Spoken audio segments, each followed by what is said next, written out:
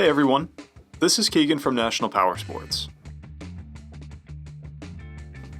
This 2011 Harley-Davidson Sportster Superlow with only 5,307 miles passes New Hampshire State inspection and runs well.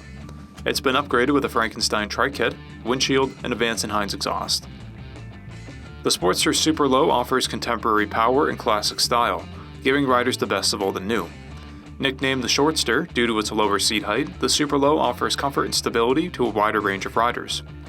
Powered by an 883cc V-twin motor, the Superlow puts 68 horsepower and 55 foot-pounds of torque through a 5-speed transmission. In stock form, it weighs in at 536 pounds and has a 26.8-inch seat height. To see everything we know about this vehicle, including full mechanical and cosmetic condition reports, the service repair order, high-resolution photos, and more, please visit the listing on our website. We have also purchased the CycleCheck's Vehicle History Report. You can view this report by clicking the link on the right side of the video.